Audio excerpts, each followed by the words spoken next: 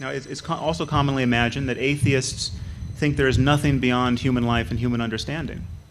The truth is that atheists are free to admit that there's much about the universe we don't understand. I mean, it is obvious we don't understand the universe.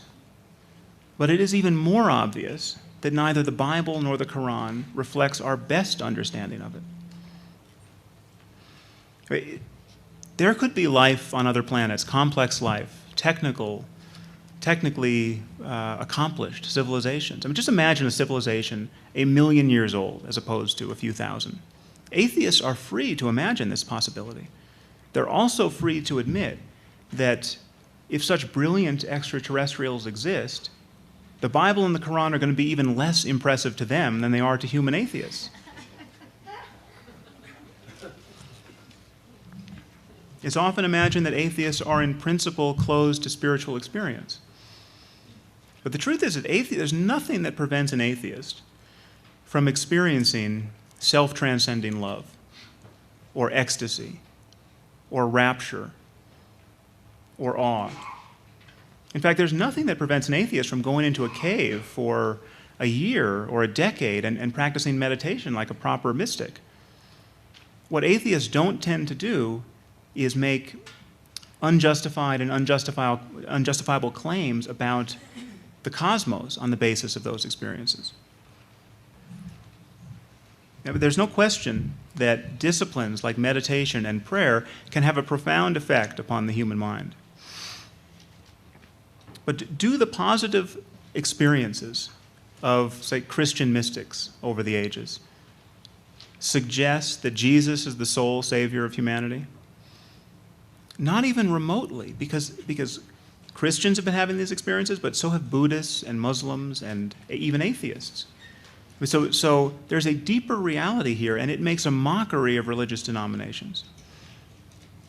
The fact is that whenever human beings make an honest effort to get at the truth, they reliably transcend the accidents of their birth and upbringing. I mean, just as it would be absurd to speak about Christian physics, though the Christians invented physics. And it would be absurd to speak about Muslim algebra, though the Muslims invented algebra. It will one day be absurd to speak about Christian or Muslim ethics or spirituality. And whatever is true about our circumstance in ethical and spiritual terms is discoverable now and can be articulated without offending all that we've come to understand about the nature of the universe. And certainly without making divisive claims about the unique sanctity of any book or pegging these most beautiful features of our lives to rumors of ancient miracles. Finally, there's this notion that atheism is responsible for the greatest crimes in the 20th century. Now this is actually, it's quite amazing to me. This is the most frequent objection I come across, so I think I should deal with it briefly. It is amazing how many people think that the crimes of Hitler and Pol Pot and Mao were the result of atheism. The truth is, this is a total misconstrual of what went on in those societies and of the psychological and social forces that allow people to follow their dear leader over the brink. I mean, the problem with fascism and communism was not that they were too critical of religion. The problem is they're too much like religions. I mean, these are utterly dogmatic systems of thought. I mean, I recently had a debate with Rick Warren in the pages of Newsweek, and he suggested that North Korea was a model atheist society and that any atheist with the courage of his convictions should want to move there. The truth is, North Korea is organized exactly like a faith-based cult, centered on the worship of Kim Jong-il. The North Koreans apparently believe that the shipments of food aid that they receive from us to keep them from starving to death are actually devotional offerings to Kim Jong-il.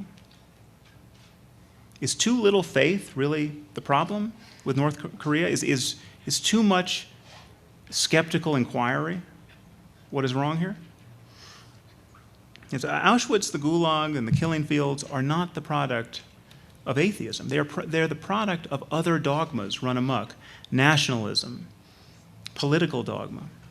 Hitler did not engineer a genocide in Europe because of atheism. In fact, Hitler doesn't even appear to have been an atheist. He regularly invoked Jesus in his speeches.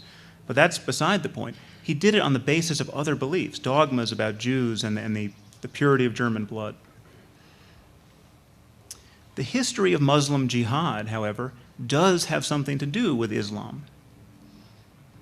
The atrocities of September 11th did have something to do with what 19 men believed about martyrdom and paradise.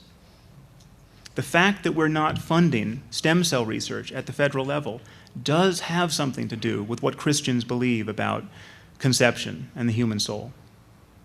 It's important to focus on the specific consequences of specific ideas. So I want to make it very clear that I am not holding religion responsible for every bad thing that a religious person has done in human history, to be balanced against all the bad things that atheists have done. I'm only holding religion responsible for what people do and will continue to do explicitly for religious reasons.